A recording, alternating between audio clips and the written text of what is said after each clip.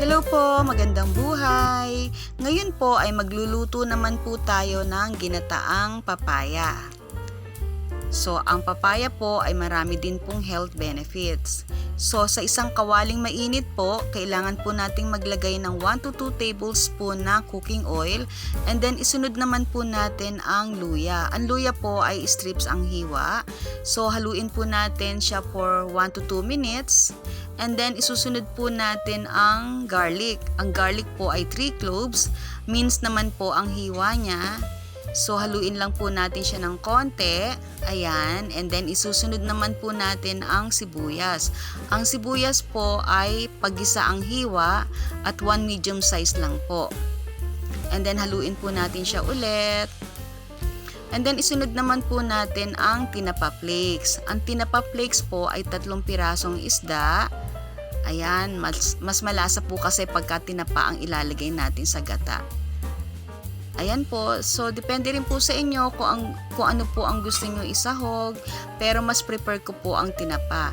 So lagyan po natin siya ng 1 tablespoon na bagoong alamang. Ayan, haluin lang po natin. And then, isusunod naman po natin ang pinaka main ingredient na green papaya. So, ang green papaya po ay 1 kilo.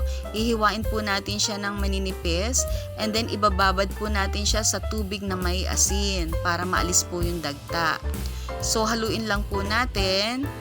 And then, ibubuhos naman po natin ngayon ang kakanggata na 2 cups. Ayan. Ginawa ko pong 2 cups para mas malasa po. So, haluin po natin siya. And then, pagkahalo naman po, tatakpan po natin siya for few minutes. Ayan. Tapos, after po nyan, pag kumukulo na po, hahaluin po natin siya ulit. Ayan, halo ng halo, and then maya-maya po ay tatakpan po natin siya ulit hanggang sa maluto na po ang green papaya.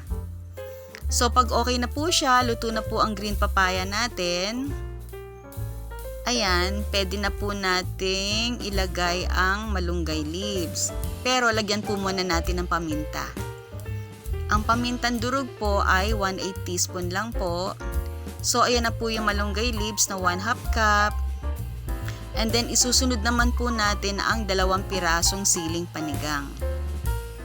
So, yung iba po maanghang ang gusto. So, pwede nyo pong hatiin ang siling panigang. Kung gusto po ninyo, pwede din po nilagyan ng siling labuyo. So, ayan po ay luto na. So, ayan. Okay na po yan. Yung itsurang yan.